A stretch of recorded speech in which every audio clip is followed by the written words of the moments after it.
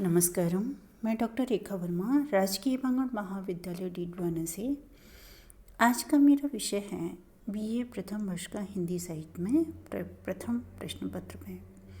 आज हम बात करते हैं दादू दयाल का तत्व दर्शन। उनके काव्य में कौन सा तत्व दर्शन विद्यमान है?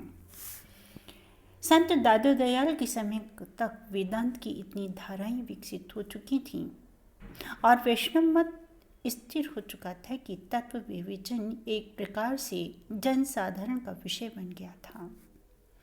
निश्चय ही संत लोग तत्वों को अपने सुविचारित दार्शनिक परिवेश में लेते थे। यद्यपि सभी तत्वों का विवेचन उनका लक्ष्य न था। अतः जगत की रचना, शरीर संरचना आदि पर फुटकर प्रासंगिक विचार ही उनके साहित्य में ब्रह्म, माया, मन, वासना, जीव आदि ऐसे तत्व हैं जिन पर दादू ने विचार किया है। उपनिषदों में ब्रह्म का विवेचन है। भारतीय चिंतन परंपरा की महत्वपूर्ण कड़ी मूल रूप से उपनिषद हैं और उन्हीं को वेदांत कहा जाता है, जिसे वेद व्यास ने ब्रह्म सूत्रों में सूत्रबद्ध किया है और गीता में इसका पुनर्विवेचन मिलता है। यही प्रस्थान त्रयी है जिस पर भाष्य करके विभिन्न आचार्यों ने ब्रह्म तत्व को अपने अपने मतानुसार विवेचन किया है। शंकराचार्य ने ब्रह्मसूत्र के द्वितीय सूत्र पर भाष्य करते हुए लिखा है कि जगत की अचिंत्य रचना, जन्म, स्थिति और संहार जिस सर्वशक्तिमान सर्वज्ञ के कारण से होते हैं वही ब्रह्म है। आज शंकराचार्य के पूर्ण अद्वैत सिद्धांत पर प्रथम प्रहार रामानुजाचार्य ने किया था। उनके शिष्य रामानुजाचार्य ने विस्तृत विवेचन करते हुए प्रस्थान त्रयी के भाष्य लिखे।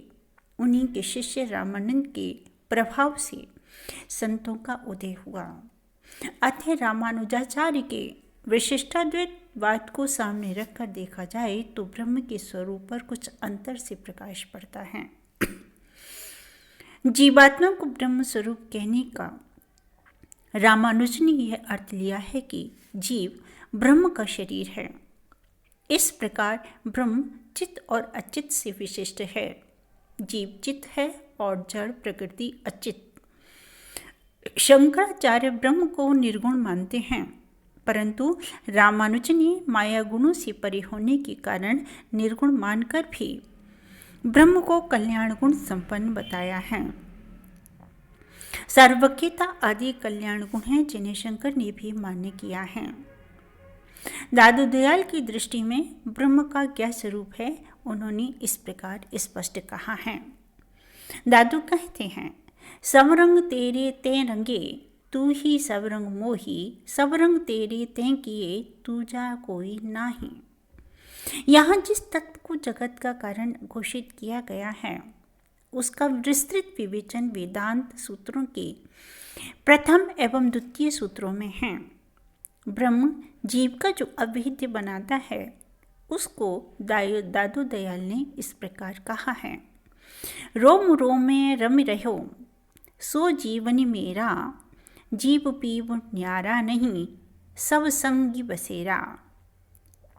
यहाँ जीव और ब्रह्म के एक तत्व की जो बात कही गई है उससे इस निष्कर्ष पर पहुंचना सरल नहीं कि दादू को शंकराचार्य का अद्वैत ब्रह्म मान्य था या रामानुज की परंपरा का विशिष्ट अद्वैत।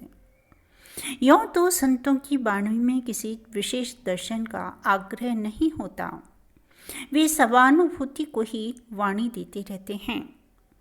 परंतु यह भी नहीं कहा जा सकता कि शंकर, रामानुज या अन्य आचार्य स्वानुभूति की बात नहीं करते थे। संतमत और निर्गुणवाद के संबंध में यह दादू दयाल रामानुजाचार्य के निकट बैठते हैं। विशिष्टाद्वैत मत में भी जीव और ब्रह्म का अभेद स्वीकृत है, पर वह अभेद एकत्व मूलक न होकर भेदाभेद मूलक है। अर्थात जिस प्रकार अंग शरीर से भिन्न भी है किंतु अभिन्न भी, शरीर से पृथक अंगों की सत्ता नहीं और शरीर सदैव अंगों से विशिष्ट रहता है। इसी प्रकार का विशिष्ट अद्वैत रामानुज को मान्य है। ब्रह्म अंशी है और जीव उसका अंश है। आचार्य रामानुज का तत्व मीमांसा में ब्रह्म ही सब प्रकार से सब रूपों में उपस्थित है। विविध चित्त और अचित्त तत्व उसी ब्रह्म के प्रकार हैं। अतः भेद और अभेद दोनों स्वीकार हैं। अंतर इतना ही है कि शंकराचार्य ब्रह्म और जीव का पूर्ण विलय स्वीकार करते हैं, जबकि रामानुज चित्त, अचित्त और ईश्वर को भिन्न मानते हुए अभिन्न स्वीकार करते हैं, जैसा कि अंश और अंशी के संबंध में होता है। दादू जब कहते हैं सुंदरी जाई सेज सुख पासो है जीव ब्रह्म का मेला, तो स्पष्ट प्रतीत होता है कि वे रामानुजाचार्य के अधिक निकट हैं, क्योंकि कामनी और कामी का मिलन भेद मूलक अभेद की पुष्टि करता है। वे एक स्थान पर कहते हैं ब्रह्म सरीका होई करी माया सो खेले दादू दिन देखता अपने गुण में ले ले। जहाँ जहाँ दादू ने जीव को ब्रह्म रूप बताया है, वहाँ भी वे रामानुज से पृथक नहीं जाते, क्योंकि वहाँ पर भी चैतन्य और शरीर के समान अभेद स्वीकार किया गया है। दादू आत्मा और ब्रह्म को समान स्वीकार करते हैं। दादू एक निर्गुण, एक गुणमयी, सभी घटी ये द्वय ज्ञान काया का माया मिले आत्म ब्रह्म समान। यहाँ माया की त्रिगुण से ऊपर उठने पर जीव और ब्रह्म समान हो जाते हैं, अर्थात दोनों निर्गुण स्वरूप ले लेते हैं। यह तथ्य पूर्णतः विशिष्टाद्वैत की अनुरूप है। रामानुजन के मत में कहा गया है कि मुक्त जीव और ईश्वर सभी गुणों में समान हैं, ब्रह्म में केवल सर्व कर्तव्य अधिक रहता है। सर्वज्ञत्व, सत्य संकल्प आदि जो गुण ब्रह्म में हैं, वे ही जीव में आ जाते हैं। जब दादू कहते हैं जहाँ राम तहाँ मैं नहीं, मैं तह नाही राम, दादू महल बारीक है द्वे को नाही ठाम, तब वे अहंकार की निवृत्ति के साथ मुक्त जीव को ब्रह्म के साथ अद्वैत मानते हैं, जो रामानुज मत के स्वीकार है। वहाँ कहा गया है कि अंश अंश मुक्त रूप अंशों ब्रह्म में एक रूपता लेकर उस ब्रह्म के साथ सभी सुख भोग प्राप्त करते हैं। शांकर मत में भक्ति को मुक्ति का साधन माना गया है, मोक्ष ही उनका साध्य है, जबकि वैष्णव दर्शन में भक्ति से पृथक किसी मोक्ष की कल्पना नहीं। भक्ति की चरम उपलब्धि ही सायुज्य मुक्ति है। माया का स्वरूप क्या है उसको स्पष्ट करते हैं। यो माया का सुख मन करे सेजा सुंदरी पास, अंतिकाल आया गया दादू हो उदास। शांकर मत में इसी प्रकार के दृष्टांतों से माया को समझाया गया है। माया का यह स्वरूप बड़े विस्तार से शांकर दर्शन में प्रतिपादित किया गया है। इसी दृष्टि से विचार करने वाला शांकर दर्शन मायावादी और विवर्तवादी कहा जाता है। अतात्विक परिवर्तन को विवर्त कहते हैं, जिसमें मूल वस्तु अपने स्वरूप में ही रहती है, किंतु रूपांतर की प्रतीति होती है। यह प्रतीति अवभास अथवा अध्यात्म मात्र है, अतएव इसे भ्रम भी कहते हैं। क्योंकि प्रतीति तो होती ही है, अतः उसे असत नहीं कह सकते। अतात्विक अध्यास है, अतः उसे सत्य भी नहीं कह सकते। अतः माया का स्वरूप अनिवर्चनीय है। ऐसी ही बात दादू दयाल भी कहते हैं। यह सब माया मृग जल झूठा चिलमिल होई, दादू चिलका देखी करी साति करी जाना कोई। शांकर मत में बोध के 3 रूप माने गए हैं, जिनको 2 भागों में बांट सकते हैं। अध्यात्मात्मक, पारमार्थिक अध्यात्मात्मक प्रत्यय दो प्रकार का होता है, प्रातिभाषिक और व्यवहारिक। इसके लिए माया के समष्टि और व्यष्टि दो रूप माने जाते हैं। समष्टि रूप को माया और व्यष्टि रूप को अविद्या कहा गया है। माया जागतिक सत्ता का कारण है, जिससे सभी व्यवहारिक बोध निर्मित होते हैं। अविद्या प्रातिभातिक प्रत्यय का कारण है, जैसे सीधी में सोनी या सोनी चांदी का प्रतिभास व्यक्ति की अविद्या से उत्पन्न होता है। माया और अविद्या दोनों को शांकर दर्शन में अज्ञान नाम दिया गया है। इसी दृष्टि से माया की समष्टि रूप पर दादू ने कहा है, मन मनसा माया रति पंच तत्व प्रकाश, चांदहु तीनहु लोक सब दादू हुई उदास। इस प्रकार संपूर्ण प्रपंच और प्रतीति का मूल कारण माया तत्व है, जो ब्रह्म की परम शक्ति है। परंतु वैष्णव दार्शनिक माया के इस रूप से सहमत नहीं हैं। उनका कहना है कि अविद्या में कोई प्रमाण नहीं और न ही किसी अनिवर्जनीय अज्ञान की सत्ता है। अज्ञान तो अभाव रूप है, जो ज्ञान द्वारा समाप्त हो जाता है। इस प्रकार वैष्णव मत जगत को दो रूपों में दिखता है। शांकर मत जिसे व्यवहारिक जगत मानता है और अनित्य बनाता है, उसे वैष्णव मत नित्य कहता है। जन्म मरण और जीवन के अनेक संबंध उसकी दृष्टि में मिथ्या हैं। जगत के इस मिथ्या भाव को वे संसार कहता है। उसकी दृष्टि में माया परमेश्वर की परम शक्ति है, जो व्यामोही का कारण माया के रूप में जीव को संसार से बांधती है। इसी व्यामोह से ऊपर उठना जीव के लिए आवश्यक है। दादू दयाल भी माया के इसी व्यामोहक तथा प्रातिभाषिक पक्ष पर बल देते हुए कहते हैं, दादू झूठा संसार, झूठा परिवार, झूठा घर बार, झूठा नर नारी तहाँ मन माने, झूठा कुलजात, झूठा पितमात, झूठा बंद भ्रात, झूठा तनगात साति करी जाने, झूठा सब धंध, झूठा सब फंद, झूठा सब अंध, झूठा जा चंद कहाँ मछुआने, दादू भागी झूठ सब त्यागी, जागरे जाग दीख दिखावे।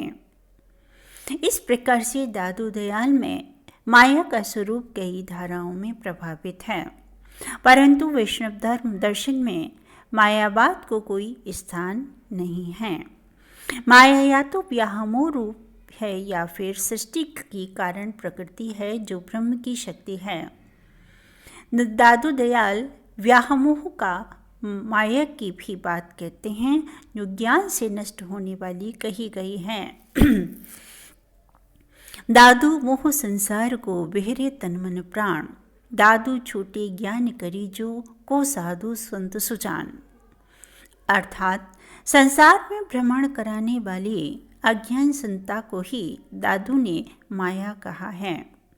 जो वैष्णव दर्शन के निकट है, तभी वे कहते हैं, दादू सब जग जल मुआ, जो दीपक जो पतंग।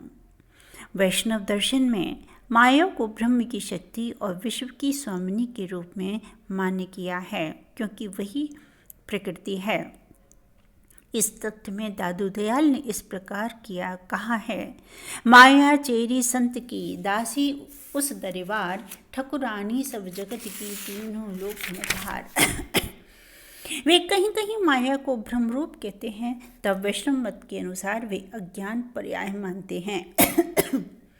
जहीं घटी ब्रह्म न प्रकट है, तह माया मंगल गाय, दादू जागे ज्योत तब जब तब माया भ्रम बिलाए। दादू ने माया का जो स्वरूप विस्तार से प्रस्तुत किया है, उसका कारण यही है कि जो मायावादी नहीं थे, वे ही माया को महत्व देकर विचार करते थे। कम से कम व्यामोहिका माया इतनी प्रबल मानी गई कि उसी के वृत्त में सारा चिंतन चल पड़ा। फलस्वरूप परम तत्व उसी माया की आवरण में देखा जाने लगा। अगला तत्व रूप है मुक्ति का स्वरूप। दादू आप जगे तब लगी दूजा होई, जब यह आपा मिट गया तब दूजा नहीं को। यह जीवन मुक्त का लक्षण दिया हुआ है, जिसमें मुक्त दिशा को जीव ब्रह्म से के अद्वैत से जोड़ा गया है। कहना होगा कि शुद्र अहंता के मिट जाने से जीव का जो शुद्ध रूप प्रकट होता है, वहाँ द्वैत समाप्त हो जाता है। इस अद्वैत को मोक्ष मानकर चलें तो दादू मत समझने में एक बड़ी कठिनाई है।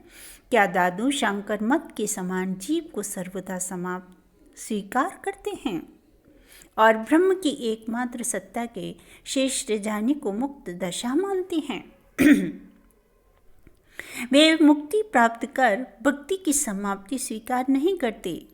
वे एक स्थान पर कहते हैं, पिंड मुक्ति सबको करे, प्राण मुक्ति नहीं होए, प्राण मुक्ति सद्गुरु करें, दादू बिरला कोई। यह प्रश्न उठता है कि क्या प्राण मुक्ति शंकर की अद्वित अवस्था है या वैष्णवों की विशिष्टाद्वैत अवस्था? इसी का निर्णय अपेक्षित है। संत दादू इसके विपरीत जीवन में ही अद्वैत की प्राप्ति का दावा करते हैं। तब एक समस्या खड़ी होती है, क्या नाथ मत का अद्वैत दादू को मान्य था? क्योंकि वहाँ जीवन में ही सहज भाव से मनोहीन दशा प्राप्त हो जाती है और अद्वैत की उपलब्धि बताई जाती है। दादू का मत को अमान्य करते हुए कहा है, खड़गधार विषना मारे, कोई गुण व्यापे नाही, राम रहे त्यों जल रहे, काल छाल जल माही। यहाँ ब्रह्म जीव की सारूप्य की बात कही गई है। जीवन मुक्त दशा में जीव माया के चित्तगुण को लांघ जाता है और परमेश्वर के उन सभी गुणों से संपन्न हो जाता है जिन्हें कल्याण गुण कहा जाता है। रामानुज का कहना है कि संसार के तिरोहित हो जाने पर मुक्त पुरुष और ईश्वर के कल्याण गुण समान हो जाते हैं। केवल ब्रह्म के में सर्व कर्तव्य का गुण अधिक रहता है। ब्रह्मलीन यति ब्रह्म के समान ही सर्वज्ञ होकर सभी मनोरथों को पूर्ण करता है।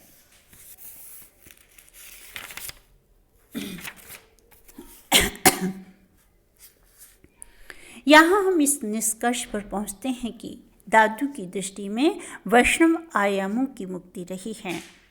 परम विश्राम की दशा मुक्ति है, जिसे जीते जी प्राप्त कर लेना ही दादू की दृष्टि में महत्वपूर्ण है। सारूप्य के अनेक चित्र हैं।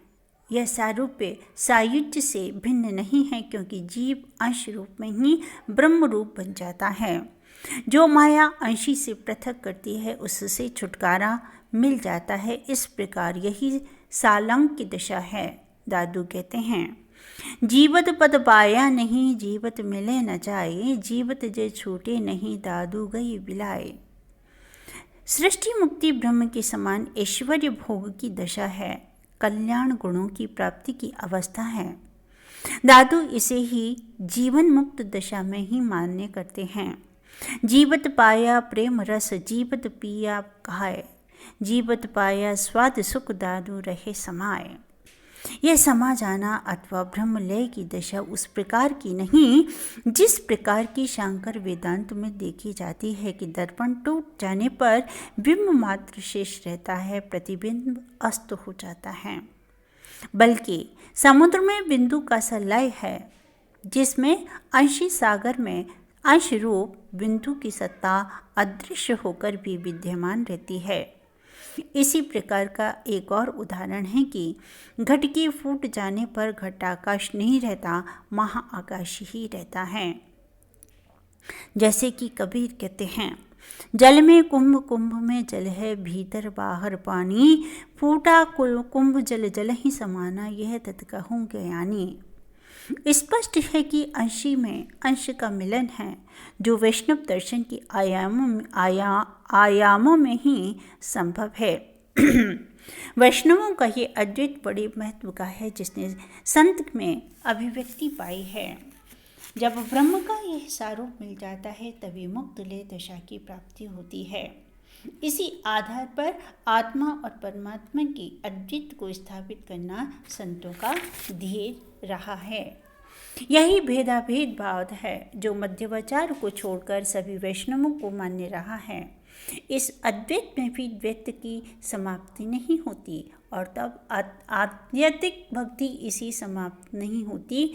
मुक्त दशा में प्रेम की तीव्रता असीम हो जाती है। दादू ने जीव और ब्रह्म को सहवासी के रूप में स्वीकार किया है।